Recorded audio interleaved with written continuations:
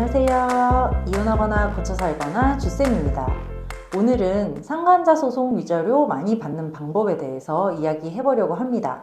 구독과 좋아요 눌러주세요. 제가 일관되게 말씀드리는 배우자 외도 대처 방법이 있죠. 의심되거나 바람피는 게 확실하다 그러면 배우자에게 이야기를 먼저 하기보다는 먼저 증거를 잡고 그 증거를 가지고 상간자 소송을 하고 둘이 떨어지라고, 나는 가정 지킨다고 경고하고 박살내고, 그리고 이혼은 정말 나중에 판단하고 나중에 결정하셔라, 이렇게 말씀을 드립니다. 그 중에서 사실 상간자 소송이 되게 핵심적이고 중요한 부분인 것 같아요. 그래서 우리가 물론 돈 때문에 상간자 소송을 하는 것은 아니지만 이왕이면 우리가 증거 잡느라고 돈도 많이 썼고 상간자에게 큰 타격을 입히고 싶고 이왕이면 돈을 많이 받으면 좋잖아요. 그래서 상간자 소송할 때 어떻게 하면 위자료를 많이 받을 수 있을지, 우리가 서면을 쓸 때 어떤 거를 강조를 해야 되고 어떤 점을 챙겨야 되는지를 말씀드리려고 합니다. 첫 번째는 성관계 증거입니다. 이 성관계 증거에 대해서는 많은 분들이 오해를 하시는데요. 꼭 성관계 증거가 있어야 된다라고 생각하시는 분들이 많으세요. 그런데 우리가 만약에 증거가 있는데 둘이 뭐 만난 증거까지는 아니더라도 카톡이나 이런 거에서 서로 애정 표현이 막 있고 유부남 유부녀인 것도 인지를 하고 있다. 그런 경우에는 이 카톡 캡처만으로도 충분히 소송에서 승소가 됩니다.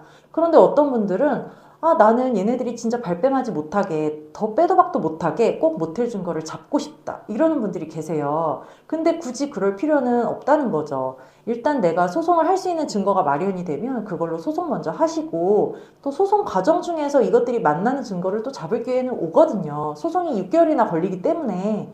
그래서 일단 소송을 먼저 걸고 상간자를 박살을 내고, 그리고 나서 기회가 되면 소송 중에도 만나는 증거를 잡는 것이 보다 효율적이고 시간을 단축하는 방법이더라, 그렇게 말씀을 드리고 싶습니다. 그리고 두 번째는 괘씸죄죠. 괘씸죄라는 게 진짜로 존재하는 건 아니지만 아무래도 판사님도 인간이고 우리가 법에 있어서도 사람의 이런 감정 같은 게 들어가지 않을 수가 없는 것 같아요. 그래서 괘씸죄라고 하면 일단 첫 번째는 발각된 후에 상간자의 태도죠. 발각된 다음에 상간자한테 이제 경고를 했는데 상간자가 되게 뻔뻔하게 나오는 경우가 많아요. 뭐 어쩌라고, 야, 네 배우자나 붙잡아, 왜 나한테 그래, 나도 피해자야, 막 이렇게 나오는 경우도 있거든요. 그런 경우에는 아무래도 발각된 후에 반성하고 뭐 사죄하는 경우보다는 위자료가 올라가겠죠. 그리고 또 소송 중에도 계속 만나는 경우가 있잖아요. 그런 경우에도 소송 중에 만나는 거를 계속 추적해서 증거를 잡아서 제출을 하게 되면 위자료가 올라갑니다. 그리고 두 번째 괘씸죄는 원고랑 친한 사이인데 바람을 피운 경우에, 예를 들어서 내 절친이 내 남편이랑 몇 년 동안 나 몰래 바람을 피운 거를 알게 됐다, 이런 경우도 생각보다 되게 많거든요. 그런 경우에는 아무래도 아내분이 더 정신적인 충격도 크고 배신감도 크겠죠. 그러니까 위자료가 더 올라갑니다. 정말 있어서는 안 되지만 별의 별 경우가 다 있어요. 저는 상담하다 보면 처제 형부, 또 시누이 남편이랑 뭐 바람이 나는 경우도 있고, 또 정말 이복 동생이랑 근친상간이잖아요, 어떻게 보면. 뭐 이복 동생이랑 바람이 나는 경우도 있고, 뭐 알고 보니까 남편이 게이다, 막 이런 경우도 있고, 하여간 그렇게 정말 의외의 부분에서 막 바람이 나거든요. 그런 경우에도 아무래도 위자료가 올라가게 되고요. 이제 가족끼리 같은 동네에서 애들을 키우면서 애들 친구 엄마 아빠끼리 이제 막 친해져가지고 온 가족이 같이 캠핑도 다니고 이 집 저 집 다니면서 술자리도 갔고 이렇게 부부끼리 친하게 지내는데 이 집 엄마랑 저 집 아빠랑 바람이 났다, 이런 경우에도 괘씸죄로 위자료가 더 올라가게 되죠. 그리고 세 번째는 파탄의 정도입니다.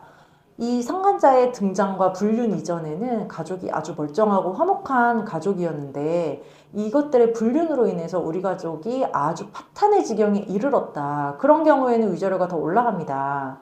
그래서 정말 야근 배우자들의 경우에는 발각된 후에 가족들한테 더 잘하고 더 납작 엎드려요. 그게 진짜 상간자를 보호하는 거거든요. 근데 멍청한 것들은 이혼하자고 발락을 하고 생활비를 끊고 막 그렇게 하는 거죠. 그런 경우에는 파탄의 정도가 더 심하기 때문에 상간자 위자료는 올라가게 됩니다. 그리고 이제 소송을 하게 되면 상간자는 이렇게 주장을 하거든요. 이미 그 가정은 파탄난 거나 다름이 없었다. 이혼한다고 해서 만난 거다. 나도 피해자다.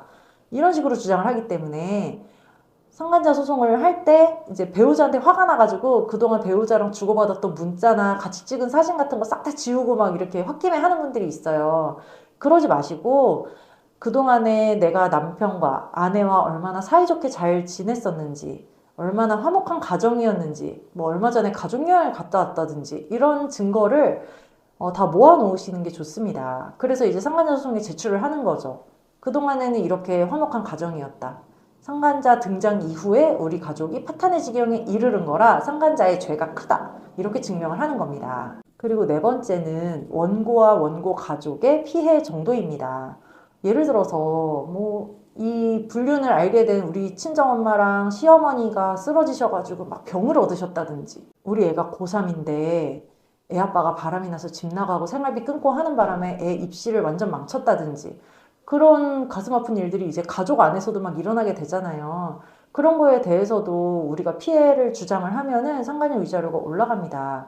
근데 간혹 어떤 분들은 내가 이런 정신적 피해를 받았다는 것을 입증하고 싶어서 일부러 정신과 병원에를 막 다니고 상담센터에 고가를 주고 몇 개월 동안 상담을 다니면서 내가 굳이 상담이 필요 없는데도 그거를 꼭 소송 자료로 제출하고 싶어서 하는 분들이 계시거든요. 근데 내가 진짜 힘들고 약물 치료가 필요하고 하면은 그렇게 병원 치료도 받겠지만 굳이 상간자 소송에 그 확인서 한 장을 제출하기 위해서 돈과 시간을 들이는 것은 저는 추천하지 않습니다. 그렇게까지 하지 않아도 얼마든지 우리가 괴롭다는 것은 판사님도 이미 알고 계시고, 우리가 또 소송 중에 탄원서를 제출하거든요. 탄원서는 이제 존경하는 판사님한테 내가 이런 힘든 일을 겪었고 정말 정신적인 피해가 너무 크다. 상간녀에게 엄한 벌을 내려달라. 이렇게 쓰는 편지 같은 겁니다. 그런 걸로도 충분히 우리가 괴롭다는 것을 말씀을 드릴 기회가 있으니까 그렇게 하시면 됩니다. 탄원서 샘플은 제가 이거나 거거나 카페에 올려놨으니까요. 한 번씩 보셨으면 좋겠습니다. 그리고 다섯 번째는 상간자의 나이, 직업, 재산 같은 겁니다.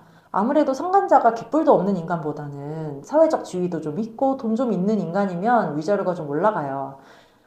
상간자들이 그래서 이미 불륜은 다 들통이 났으니까 상간자들이 답변서를 낼 때 이런 거를 많이 내요. 특히 상간녀들이 자기가 너무 가난하고 생활이 어렵고 자기도 이혼해서 애 둘을 키우고 애들 학비를 벌려고 노래방 도우미를 뛴 거고 막 요지라를 떱니다.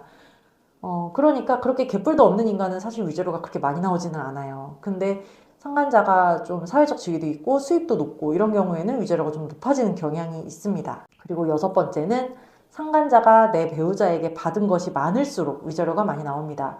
우리가 증거를 찾다 보면요, 진짜 정신 나간 인간들 많아요. 막 남편이 상간녀한테 몇십만 원씩 생활비를 몇 년 동안 대줬다든지, 나도 가져본 적 없는 명품 가방을 상간녀한테 선물로 줬다든지 그런 거를 많이 보잖아요. 그러면 그거를 남편이 자진해서 상간녀에게 선물로 준 거기 때문에 그거를 받아낼 법적인 방법은 없습니다. 하지만 그 자료가 있으면 상간자 소송에 제출을 함으로써 위자료를 높게 받을 수는 있겠죠. 네, 오늘은 여기까지 하고요. 우리가 상간자 소송에서 위자료를 어떻게 하면 조금이라도 높게 받을 수 있는지, 어떤 점에 중점을 둬야 되는지를 말씀드렸습니다. 이거나 보거나 카페에 들어오시면 여러 가지 소송 정보라든지 또 가정 회복을 위해서 어떻게 해야 되는지를 많은 분들이 공유하고 있으니까요. 이거나 보거나 카페로 들어오셨으면 좋겠습니다. 여러분 안녕. 다음 시간에 또 만나요.